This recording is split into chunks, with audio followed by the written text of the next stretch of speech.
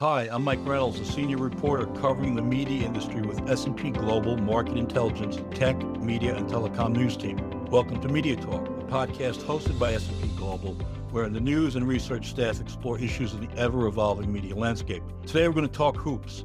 The 24-25 NBA season tips off October 22nd on TNT with the revamped New York Knicks against the world champion Boston Celtics, followed by the Minnesota Timberwolves taking on the LA Lakers. It's the last season under the current national deal for Disney, ESPN, and Warner Brothers Discovery's TNT. We'll talk about changes afoot nationally for the 25-26 season and beyond. In the meantime, there are many changes at play on the local level amid the transformation of the regional sports network model that has been in play for decades.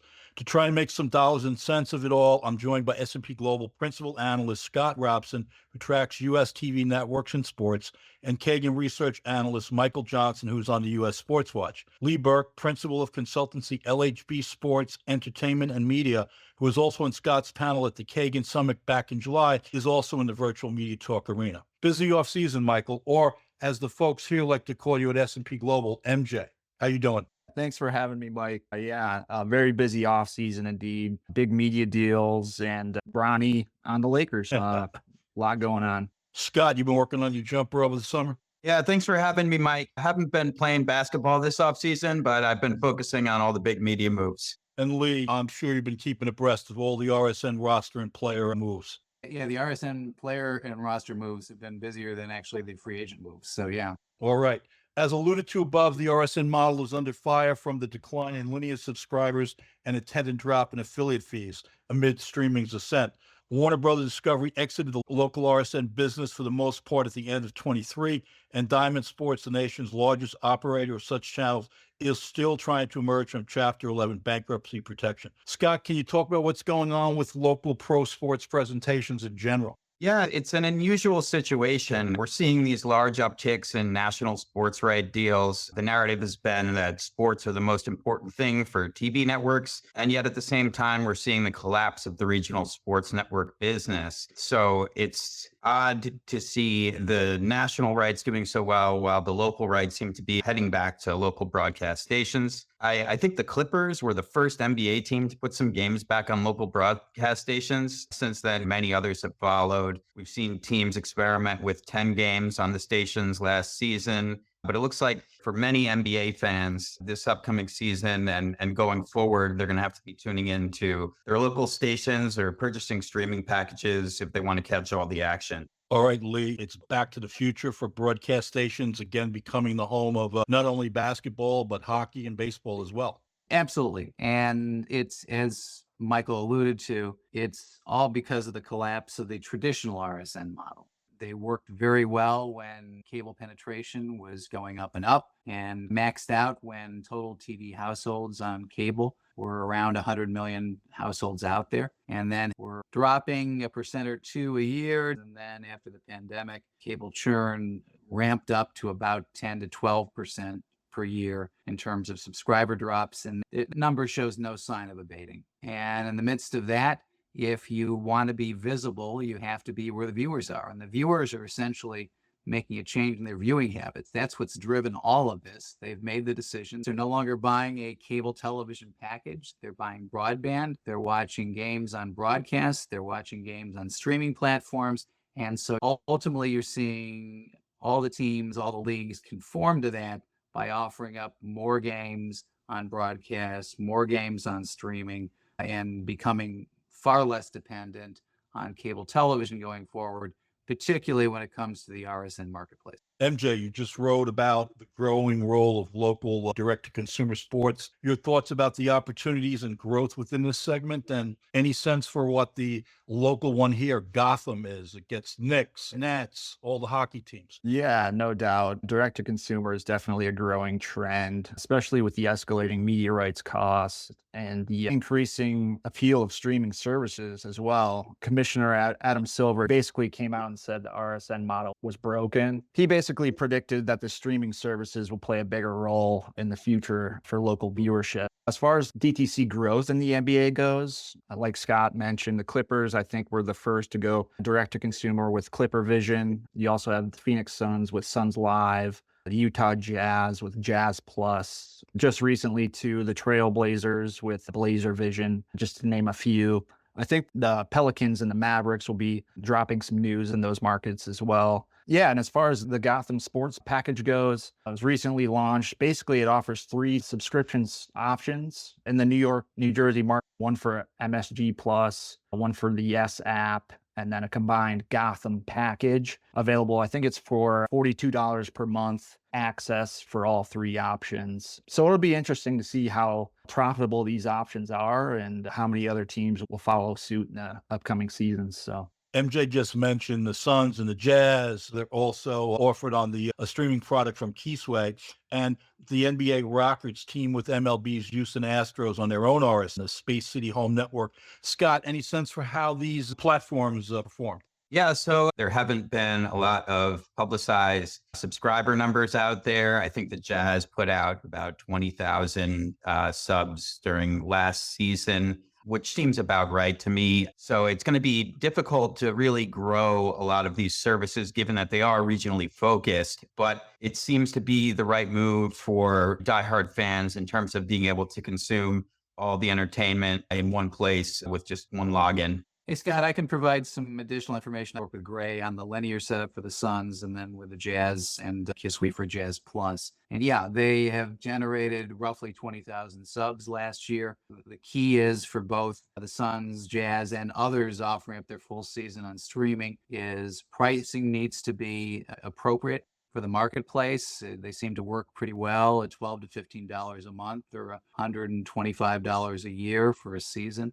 You need to have broadcast along with it. It's interesting. You're dealing with 2 separate markets. You're dealing with, on the streaming side, broadband-only homes that are roughly about 30 to 40% of the total marketplace right now. That essentially are homes that only get their video through streaming. And then you're dealing with broadcast television homes, and that gives you the wide reach that, quite honestly, RSNs don't have anymore because they're tied to the pay TV model, and that continues to shrink. So now you're getting your signage, your marketing, your ad sales being seen by 10 out of 10 television homes. You've added a new revenue with a DTC platform for the Suns and the Jazz and for others as they go forward. And ultimately, you establish a range of revenue streams. And while it's not necessarily going to end up at the start at where you were in the heyday of RSN growth, at the same time, though, you now are able to reach your entire marketplace. You can grow your ad sales. You can grow the value of the signage that you're offering up. And you can also, as BBO homes become a larger and larger part of the market, you can grow your subscriber numbers and revenues as well. All right. Again, busy off season, as we stated from the start. The Portland Trailblazers just exited from Root Sports Northwest. The Blazers are now teaming with Sinclair. MJ, your thoughts about what they're calling the Rip City Network? yeah, so the Rip City Network, I believe it's the first time that a majority of the Trailblazers games will be available to fans throughout the region through over-the-air television, consisting of various affiliates throughout the Pacific Northwest. So they're entering a new era as far as over-the-air television goes in the Portland Pacific Northwest region. And as mentioned before, the new direct-to-consumer streaming service, Blazer Vision, launching for this season. I believe it costs $20 per month. And uniquely enough, anyone who signs up before November gets 2 tickets to an actual Blazers game. They're trying some different things in Portland as they just enter into a new era of direct-to-consumer and over-the-air. Alrighty. In the second city, we got new goings on. We got the Chicago Bulls, the NHL Blackhawks, and MLB's White Sox. They opted out of their deal with NBC Sports Chicago, formed their own service, Chicago Sports Network, which launched on October 1. The Bulls' best player, DeMar DeRozan, is on the Sacramento Kings. The White Sox, they just broke the 1962 Mets record for the most MLB losses over the past 2 centuries. Lee, what's the outlook for the Chicago Sports Network? It's still very much up in the air. Everybody's experimenting out there. They're trying different approaches and a variety of ways to reach consumers in new ways. This is an approach that utilizes television stations that are called must-carry stations. They're based out of Gary, Indiana, which is part of the Chicago DMA, so they can be picked up on a must-carry basis by the Chicago pay TV systems. But at this point, they have achieved a deal with Direct, presumably to receive some compensation, because you don't necessarily have to be compensated if you're must-carry, but they've yet to reach a deal with Comcast. And as you move into the season for the Blackhawks and the Bulls, you're going to have a lot of fans that are eager to watch these games. If they have broadcast only, they could buy an antenna and watch the games. But if they have pay TV, right now, if you're a Comcast subscriber, you're going to be disenfranchised until they reach a deal. So it's still very much a challenging situation. They tried a different approach. It remains to be seen exactly how it pans out over the next several months. New Orleans Pelicans opted out of its contract there. Scott, can you talk about the club's new arrangements? Yeah, so the Pelicans, like MJ mentioned earlier, probably going to be announcing a direct-to-consumer option as they approach the season, following suit with what we've seen with the Jazz and the Suns and some of the other teams. It's one of those situations where teams are looking for options outside of Bally Sports networks, and the streaming and local broadcast seems to be the move. Let's go to the Dallas Mavericks. Also got out of their contract with Diamond Sports. Lee, you worked with Tegna down there? Yeah, I worked with Tegna down there in helping put together their broadcast deal. Obviously, they were a mainstay of Bally Sports Southwest. Several teams have left that shop, including the Stars. The Pelicans, their deal was rejected. With Tegna leading the way, they have 2 stations within the DFW DMA. They also have a number of stations throughout the remainder of the states, so they're able to provide immediately a substantial amount of OTA coverage for the team, coupled with a to-be-announced streaming deal along with it, gives them a wider range of homes across a range of technologies and reaches the fans that are out there and have changed their viewing habits. That right now seems to be a very promising new network arrangement for the Mavericks and for Tegna. MJ, Lee just talked about Dallas Stars. They're taking their local presentation to a whole new level. Yeah, exactly. So the Stars are moving away from the RSN model and just launching a streaming service called Victory Plus, which will broadcast all the Stars games moving forward. It was developed in a 7-year partnership with a parent media company, and it's going to be a free service, ad-supported for users. So it's representing a significant shift from traditional broadcasting practices. They're expected to receive a minimum revenue guarantee in the deal too, which is going to help offset the financial impact of losing, I think it's millions in annual rights fees from Bally Sports and Diamond Sports as well. Yeah, I think a lot of people are going to be checking into that to see, because this is streaming only. So we'll see how that turns out. Just going back a couple of weeks ago, there was NBA and NHL news coming out of Denver that you also had your hand in, Lee. Very much. I've been involved in helping Tegna establish essentially a game of the week package for both the Nuggets and the Avalanche. That is a major move for them. They have had all their games on the Altitude RSN for many years. And they made an announcement together with Tegna that there would be 20 games for the Nuggets per season and 20 games for the Avalanche per season on Tegna's 2 stations in the Denver marketplace. In addition, the Nuggets and the Avalanche announced that all their games are going to be streamed on a Altitude branded streaming platform. And again, very much exemplifying the new approach to reach where fans are watching their games. It's been particularly challenging for the Nuggets and the Avalanche, given their success, that a lot of fans were not able to watch them on Altitude, given the impasse they reached with Comcast in particular and the Denver DMA. And now going forward, you're going to have a substantial amount of broadcast coverage and streaming coverage over and above the remaining games that are still being shown on Altitude. All right. To use an NBA term here, let's pivot a bit.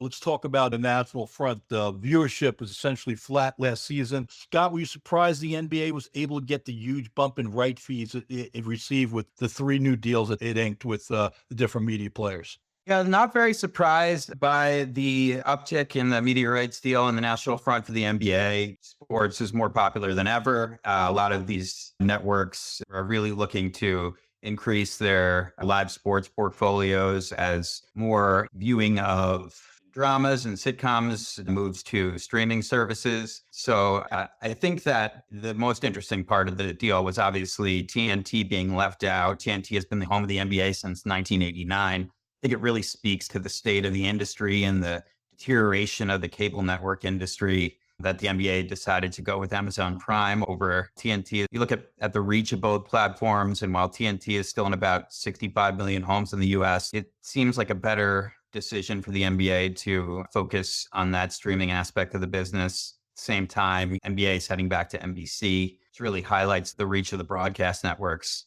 Yeah, I was going to say, MJ, again, NBC is back in the national NBA game for the first time in decades. Yeah, definitely. So who can forget that NBA on NBC theme music from the 90s? And if I'm not mistaken, I think they're going to be bringing back a modern version of that. So people like me will be looking forward to that. And like you said, Amazon continues to make major moves as primary player in sports streaming. A lot to look forward to there. So Lee, these national contracts mean how much per club? It's gigantic dollars. It has an impact on, I guess, the local rights. And Knicks owner Jimmy Dolan, he was complaining that maybe the new national deals hurt the local guys. Look, based on the NBA math that's out there in terms of games, the local teams still have about 64, 65 games per season to exploit within their respective regions. And no question, we're looking at issues as far as local rights fees for these teams. But the national television deals have been absolutely brilliant in terms of coming up with a very competitive marketplace. The NBA essentially had held off on streaming on a national basis for these sorts of packages in the past. They created new properties like the in-season tournament, like the play-in game tournament, international games, a range of opportunities that could be exploited by a range of competitors, and eager to get the size of the audience the NBA offers, the demos that they offer, and ultimately achieving a substantial boost in national television revenue. If you want to boil it down on a per team basis, this year, approximately, each team is receiving, in terms of national television revenue, about $90 million per team for the year. Starting next year, on an average annual basis, the teams will each be receiving about $230 million per year in national television revenues across the three packages. It's a gigantic jump. Yeah, $140 million jump. So if you are running into difficulties as far as your local media revenues are concerned, more than accommodated by the growth in national television, both in terms of particularly by adding in broadcast, by reducing your dependence on cable, by offering up all these streaming packages. The net is a substantial growth, and that's growth in terms of the value of the franchises. That's growth in terms of player compensation. I think you're going to see the top players you're already seeing them get $50-60 million per year. They may be getting far more than that going forward. It's generational wealth for everybody involved with the NBA. These new deals are the linchpin for making that happen. All right. Yeah. Consumer Insights recently conducted a survey around various aspects of sports. This included asking respondents about viewership and which sports they followed during their respective seasons.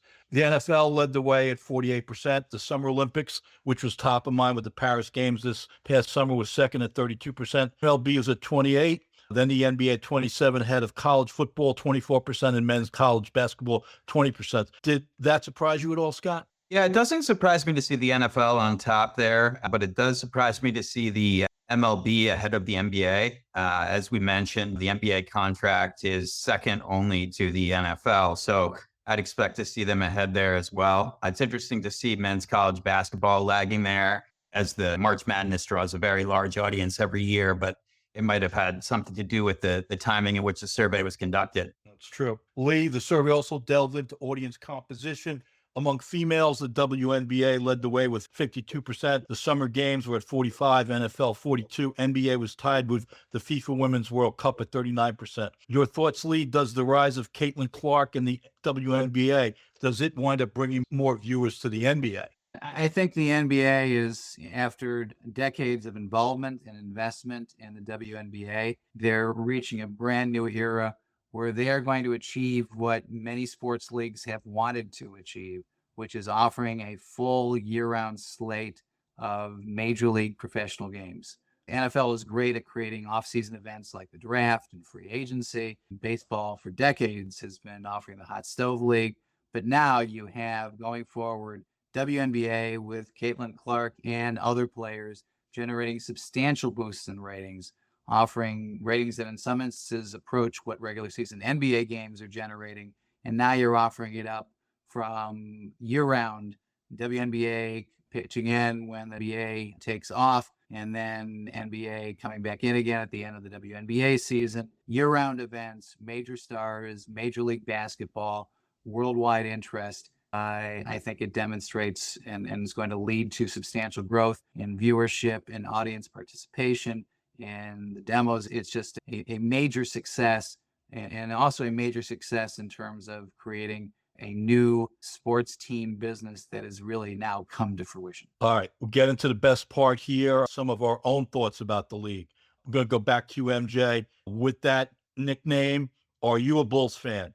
Or maybe the Charlotte Hornets, because Michael Jordan is still a minority owner there. Yeah, so oddly enough, I was a huge Charlotte Hornets fan back in the 90s when they were battling the Bulls with players like Glenn Rice and Alonzo Mourning, Del Curry. Since then, it's been pretty hard to remain a loyal fan. But interestingly enough, my 8-year-old son has taken an interest in the Hornets. Wow. Must be he just likes the logo or something like that. So we've been getting back into it a little bit. All right. Scott, how about you? What's your squad? Yeah, so I'm a lifelong Knicks fan. Seems like we have something good going on right now with Jalen Brunson and company. Very excited to see how Karl Anthony Towns meshes with the gang. All right. Lee, you used to work for MSG Network. Are the Knicks on your watch? Yeah, I've got a soft spot for the Knicks. I spent a lot of time there watching both the Knicks and the Rangers. I grew up in Cleveland, so Cavs are my hometown team. But I have to note that any team that's a client of mine or works with a client of mine is somebody I support. So I'm very eager to support the Mavs and the Nuggets and other teams as they are announced down the line, because you obviously want to see them do well and you have a vested interest in seeing them do well. All right. Me, I'm also like Scott. I'm down with the orange and the blue. And going back to when Julius, the Dr. Irving, made his way to Philly, I'm also a Sixers supporter, except for when they played Knicks. Christmas has always been a big day, Scott, for the NBA, 5 games. NFL is encroached on that territory. Is Ted Sarandis going to play Grinch to the Adam Silver in the NBA this Christmas? Yeah, absolutely. The NFL will be the biggest sporting event of the day. I'm excited to see how Netflix handles the games. I'm sure the NBA doesn't appreciate the NFL encroaching on their territory, but it's nice as a fan to have an array of sports to consume on Christmas. Lee, what are you watching on December 25? That's why I have multiple screens. I'll have a TV set, and I'll have my phone and my laptop, and it's a buffet of sports on Christmas Day. Nothing better. All right, guys, now we're at the end. Are the Celtics going to repeat? MJ, you're first. I'm going to go with the Oklahoma City Thunder to take the crown this year. I think they just have a good young core, and I think they reach the peak this year. How about you, Lee? I'm sticking with Thunder. I certainly would like to see the Cavs in there as well, but the Thunder have just a remarkable array of talent. They've done a great job in setting their draft up and their talent flow over the next several years. Last word to you, Scott. Yeah, I've got to go with the Knicks here. I've got to root for the team. So hopefully they get it done. Me too, but I like the Thunder on the other side. Anyway, that concludes this episode of Media Talk. I wanted to thank Mike, or MJ, Scott, and Lee for sharing your insights on the media business of the upcoming NBA season and making their personal selections too. Thanks, guys. This is Mike Reynolds. Thanks to all of you for listening. We'll catch up soon on the next edition of Media Talk.